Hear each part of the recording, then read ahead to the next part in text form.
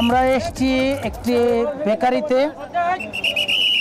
আপনারা দেখতে পাচ্ছেন এখানে লাড্ডু নষ্ট হয়ে গেছে বেশ কয়েকদিনের, সেই লাড্ডুগুলো তারা বিক্রি করছে। এইখানে ইঁদুরে খেয়েছে কেকগুলো, সেগুলো তারা বিক্রি করছে।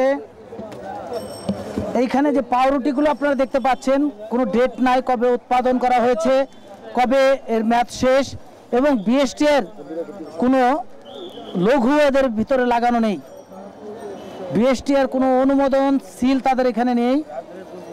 এখানে আমরা যা কিছু দেখতে পাচ্ছি প্রায় সব জিনিসেই তারা এই ধরনের কাজ করছে।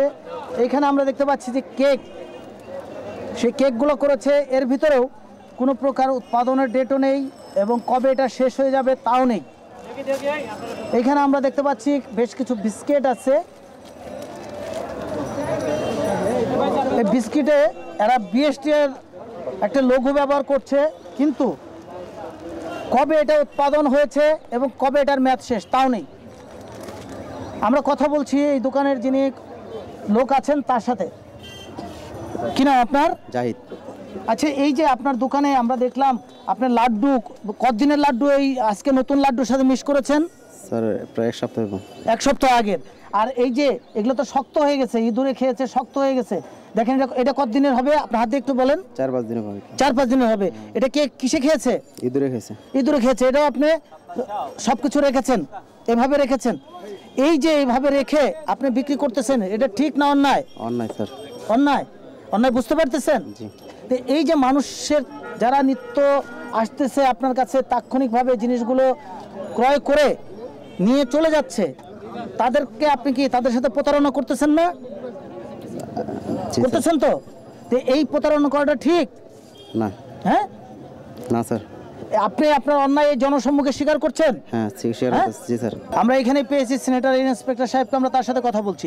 এই যে বেকারিটার ভিতরে আমরা ঢুকলাম, দেখলাম এবং আপনি নিজেও দেখলেন, এই ব্যাপারে আপনি কি ব্যবস্থা নিচ্ছেন? এখানে মাননীয় ম্যাজিস্ট্রেট স্যার আছেন এবং আমি প্রসিকিউশন দিচ্ছি এবং প্রয়োজনীয় ব্যবস্থা ম্যাজিস্ট্রেট স্যার নেবেন। আমরা পেয়েছি এইখানেই ম্যাজিস্ট্রেট মহোদয়কে, আমরা তার সাথে কথা বলছি। এই যে মানুষ প্রতিনিয়ত এখানে স্কুল কলেজের ছেলে মেয়েরা তারা এখান থেকে কিনে খাচ্ছে এবং লোভনীয় খাবারই এই দোকানগুলোতে বিক্রি করা হয়, কিন্তু সে ইঁদুরের খাওয়া দীর্ঘদিনের বাসি পচা খাবার সে বিক্রি করছে। এ ব্যাপারে আপনি কি আইনানুগ ব্যবস্থা গ্রহণ করছেন? আমরা এই পণ্যগুলোকে আমরা এক্ষুনি ধ্বংস করার ব্যবস্থা নিচ্ছি এবং তাকে আমরা 25,000 টাকা জরিমানা এবং অনাদায়ে 3 মাসের বিনাশ্রম কারাদণ্ড প্রদান করছি।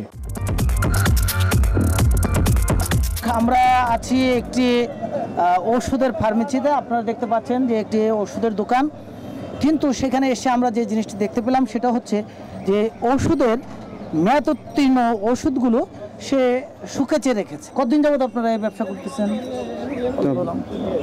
3-4 বছর। আচ্ছা, 3-4 বছর।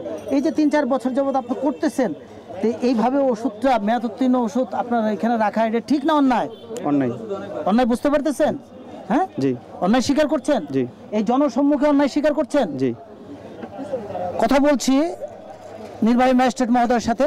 এই যে সে জনসম্মুখে এই অপরাধ স্বীকার করছে, এই জন্য আপনি কি আইনানুগ ব্যবস্থা গ্রহণ করছেন? আমরা তার এই অপরাধ আমলে গ্রহণ করলাম এবং ওষুধ নিয়ন্ত্রণ আইনে আমরা তাকে 3,000 টাকা জরিমানা করছি, অনাদায়ে 15 দিনের বিনাশ্রম কারাদণ্ড দিচ্ছি। আমরা এই ব্রাহ্মণবাড়িয়াতে সদরে খুব বড় একটি ওষুধের দোকানে এসেছি।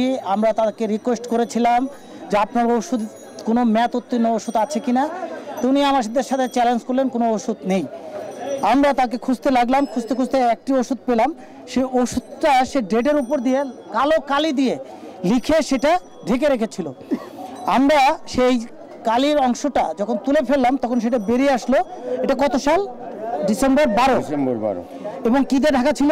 কালো কালি দিয়ে ঢাকা। কালো কালি দিয়ে ঢাকা ছিল। এটা ঠিক না অন্যায় করা? অন্যায়। অন্যায় করা? হ্যাঁ অবশ্যই। তো দর্শক, আমরা এখানে যে আমাদের জনগণ আছেন বা দেশের মানুষ যারা এই সকল দোকান থেকে ওষুধ কেনেন, তাদেরকে আগে দেখিয়ে আমরা বিষয়টা নিয়ে যাচ্ছি এখানে আবার সেই দোকানদারের কাছে, যিনি এই দোকানের মালিক, তার কাছে যাচ্ছি। আমরা এখন সেই দোকানের ভিতরে এসেছি। এই যে আপনি কালি দিয়ে ঢেকে দিয়েছিলেন, এটা ঠিক না অন্যায়? এটা স্যার অন্যায়। যেখানে উল্লেখ ছিল সেখানে কি কালো কালিতে ঢাকা ছিল? জি স্যার, জি। এবং সেই কালো কালিটা আমরা কি দিয়ে মুছে তুললাম? হ্যাক্সিচল দিয়ে। আচ্ছা, তোলার পর সেখানে কি বেরিয়ে আসলো? প্যাকেটে ডেট ছিল না। মেয়াদ উত্তীর্ণ। জি জি। 2012 আছে এখন লাগে, তাই না? জি স্যার। এই যে এটা ঠিক না অন্যায়? অন্যায় স্যার।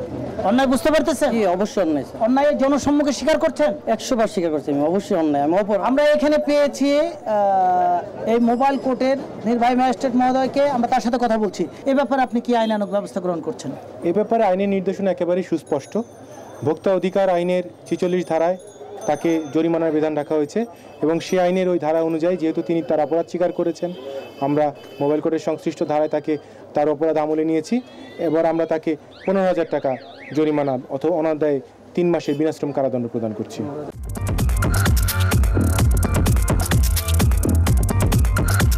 আমরা এসেছি ব্রাহ্মণবাড়িয়ার সবচেয়ে বড় এবং শহরের ভিতরে যে মিষ্টির দোকান, যেখানে প্রতিদিন লক্ষ লক্ষ টাকার মিষ্টি বিক্রি হচ্ছে, সেই স্থানটিতে আপনারা কি খাচ্ছেন বা আপনাদেরকে কি খাওয়ানো হচ্ছে? গরম মিষ্টি, আমি হাত দিতে পারছি না, হাত পড়ে যাচ্ছে, তার ভিতরে মাছি পড়ে আছে,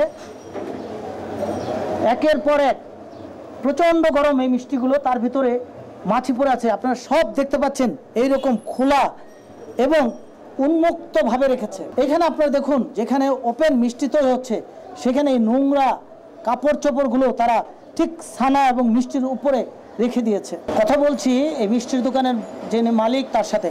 কি নাম আপনার? পবিত্র। আচ্ছা, এই যে আমি এখানে যে দেখলেন যে পোকা তুললাম মিষ্টির উপর থেকে, হ্যাঁ দেখছি। এটা কি ঠিক না অন্যায়? এটা অন্যায়। এইভাবে নোংরা পরিবেশে মিষ্টি বানানো কি ঠিক? না।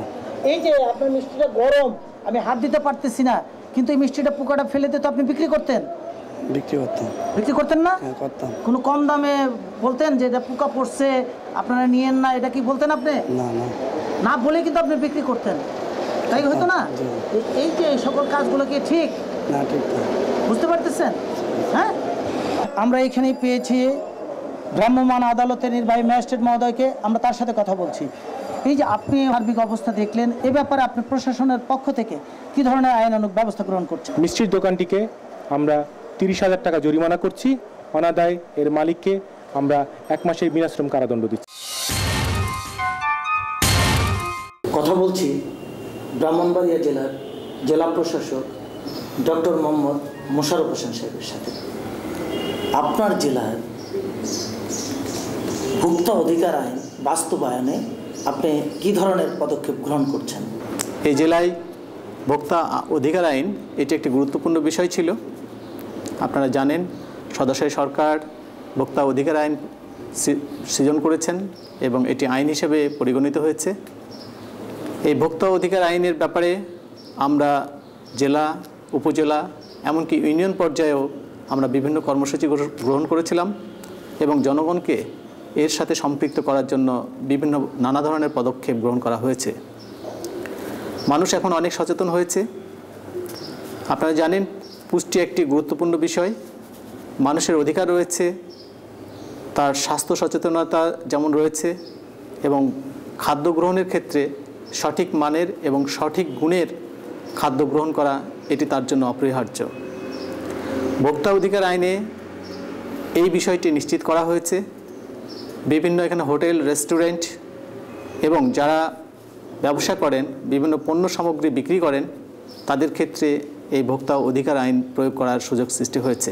মোবাইল কোর্ট পরিচালিত হওয়ায় আপনার এলাকার জনসাধারণ কতটুকু উপকৃত হচ্ছে বলে আপনি মনে করেন?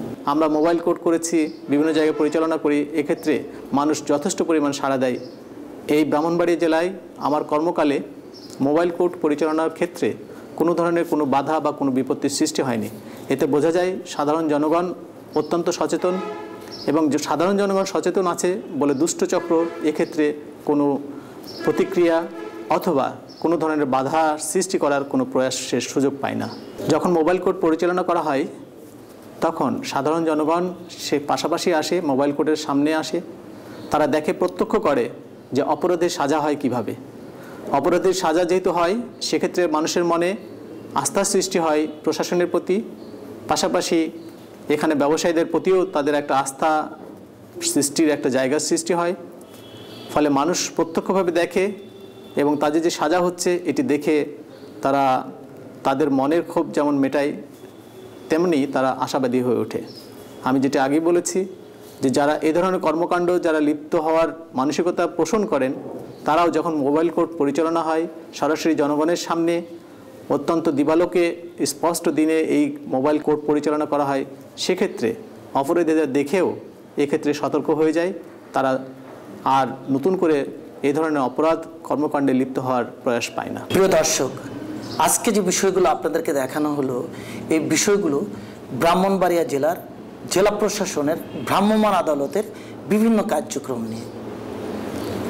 ভোক্তাদের একটি অধিকার আছে, এই আইন প্রণয়নের পর থেকে জেলা প্রশাসন তাদের উদ্যোগ গ্রহণ করে জেলা থেকে উপজেলা পর্যায়ে প্রতিনিয়ত মোবাইল কোর্ট পরিচালনা করছেন। এলাকার জনগণদেরকে বোঝাতে সমর্থন হয়েছেন যে তাদেরও একটি অধিকার আছে এবং তারা তাদের পণ্য কিনতে বা বিক্রয় করতে তারা তাদের অধিকার প্রয়োগ করতে পারবেন। আজকে যেভাবে মোবাইল কোর্ট পরিচালিত হচ্ছে, এলাকার জনগণের দাবি ঠিক একইভাবে প্রত্যন্ত অঞ্চলেও মোবাইল কোর্ট পরিচালিত হবে। আমাদের অনুষ্ঠান সম্পর্কে যে কোনো ধরনের মতামত জানিয়ে লিখতে পারেন এই ঠিকানায়। প্রযোজক শেষ কোথায়, কক্ষ নম্বর 223, বাংলাদেশ টেলিভিশন ভবন, রামপুরা, ঢাকা। মোবাইল 01711525399। আমাদের পরবর্তী অনুষ্ঠান দেখার আমন্ত্রণ জানিয়ে শেষ করছি। খোদা হাফেজ।